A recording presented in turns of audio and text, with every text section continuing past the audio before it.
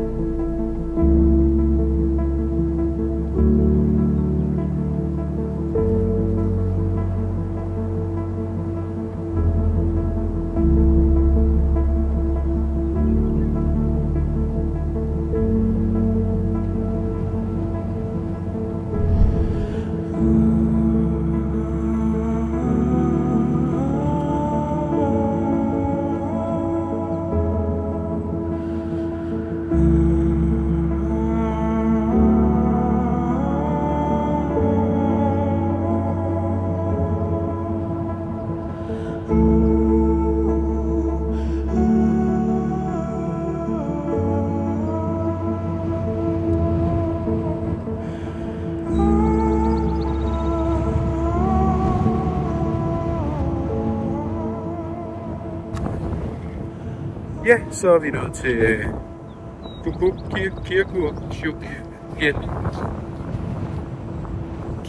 Kirkjufell til. Ja. Og det er det derom. Og så skulle der gerne være et vandfald et sted. Derovre. Og så skulle der også gerne være et godt spot til lige at sætte en gang træk herop med noget pasta carbonara og noget gammel hest fra i går.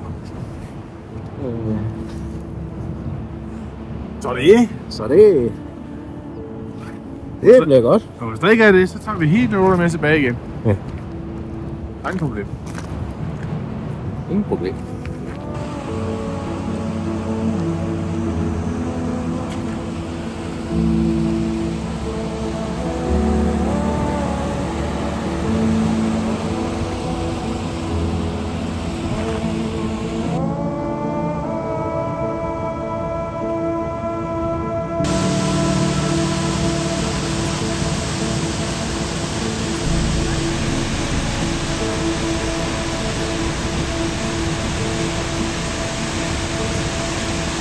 Jo, men vi gider jo ikke at være lige der, hvor alle de andre er. De er derovre. Så nu går vi lidt op ad bakke. Far tisser. Det skal vi nok spare jer for. Nå, det vil jeg sige. Der kommer noget drone af det senere. Og så sætter vi os herop. Så med alle de der myg. Ja. Dem kan man ikke se, men der er rigtig mange myg her. Ja, der er mange myg.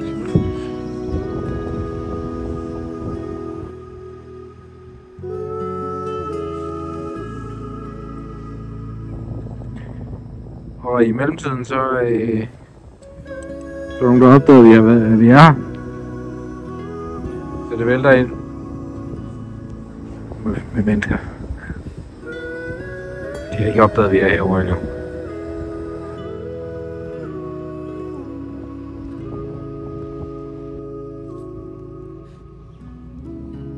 Et stykke hytte og et stykke bil. Den er blevet vasket i dag. Den var helt lå, altså bilen. Vi landede ved det her sådan lidt turistagtige campingfilhut med sådan nogle hytter, men det er sgu egentlig meget rart. Der er noget hot top, der bare spiller lige heroppe bagved, og der er en restaurant, hvor man kan få alt det, man gerne vil have, når man skal på restaurant, og der er styr på det. Det er faktisk bare rart. Så det er dejligt.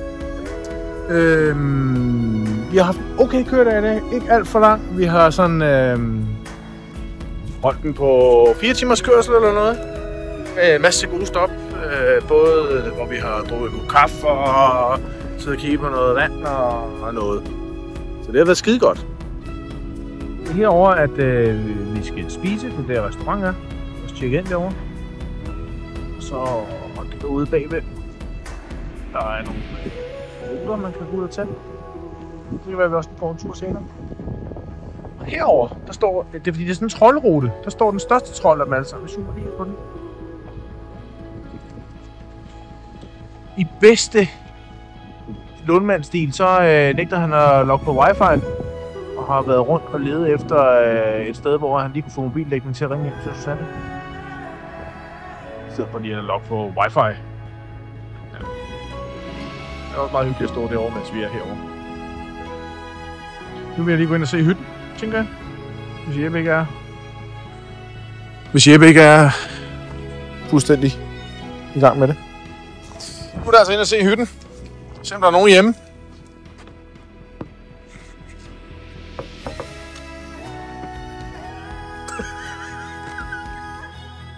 Hvad så? Hej. Ja, tak skal du have. Kom indenfor. Ja, men det er jo så her, vi bor i dag. Ja. Vi har indrettet os. Vi har ikke lige fået polititræk og sådan noget på endnu. Men her skal den ene sove, her skal den anden sove, og vi tænker, at det er herude i børnene sover. Fordi så hernede i den anden ende af hytten, der har vi isolationslokalet. Det er jo mange år siden, at vi sådan har rejst i længere tid med vores kære far. Og det har vist sig, at hans snor var helt vildt. Helt vildt. Det er faktisk imponerende. Hele natten. Så nu skal vi prøve at sove. Bare lige en enkelt gang på den her tur. Så vi tænker, at vi har sagt til ham, at han får den tyk madras. Det er faktisk ikke så meget det handler om. Nej, det er overhovedet ikke det handler om. Men det ved han jo ikke. Det er skide godt. Nu skal vi have noget mad. Nu skal vi have noget mad. Og høre en plade og ud og bade. Ja.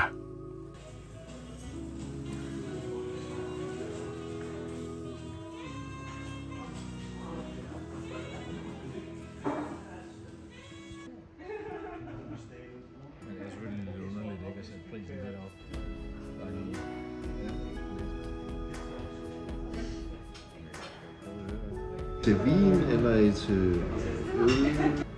Nå, så har vi bestilt noget mad, og jeg har bestilt plukfisk. Og siden jeg var 5-6 år gammel, har jeg tænkt over, hvad fanden er det med det plukfisk der? Fordi man kan blive slået til plukfisk, og det ved jeg ikke, om det er ret. Og så i Majorens oppasser, der bliver 13 jo snydt til at servere plukfisk for Majoren, fordi det skal gå galt. Og det gør det ikke, for Majoren elsker plukfisk. Ligesom han fik det på børnehjemmet i Bogense. Så nu må vi se, hvad plukfisk det kan. Imens så venter vi med en ølbajer.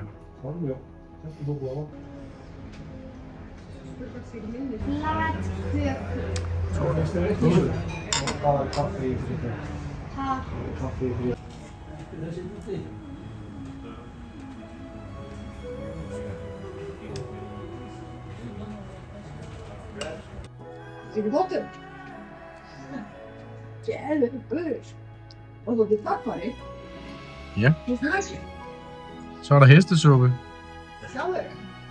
När vi så tack igen. Det er ikke så ringe endda. Så er der plukfisk. Det ligner en lille smule, at det er en fisklasagne, men det tror jeg ikke, det er. Har du det fisk och syr? Hvad siger I til jeres mad? Funker det? Ser lækkert ud i hvert fald. Jeg glæder mig. Skide godt.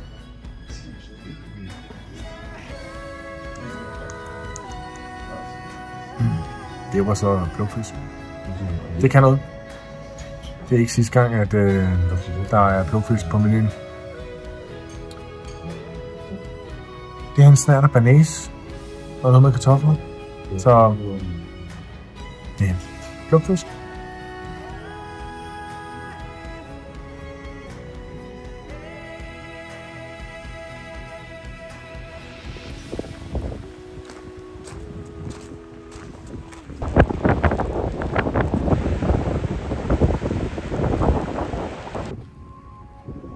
Ja, altså... Det er jo ikke sådan rigtig godt der. Men derude, det skal man jo, når man er politismand. Så er regntøj på. Og så er vi ude og se, hvad vi kan se. Der er, de har lavet sådan en flot troldetur. Og... Nu se. Indtil videre er det kun bjørn. Hey.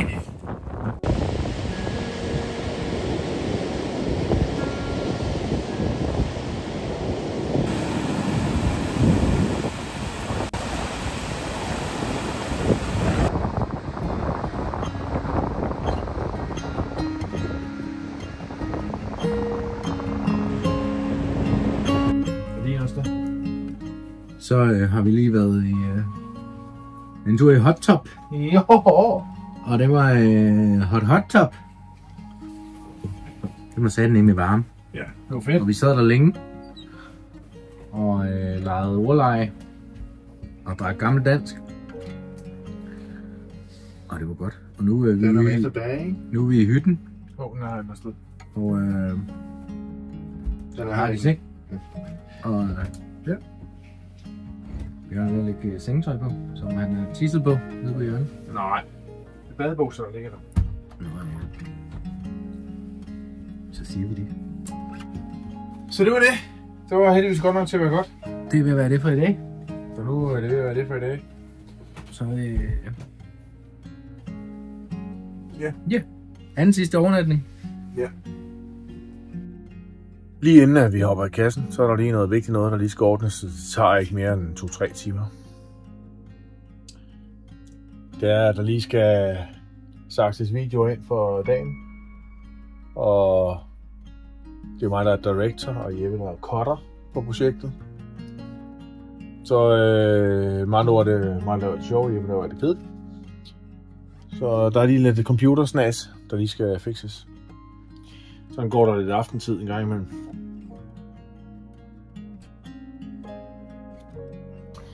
Når det lige er klaret, så tror jeg, vi siger tak for i dag. Det har været en god en af slagsen. Jeg håber på en god dag igen i morgen.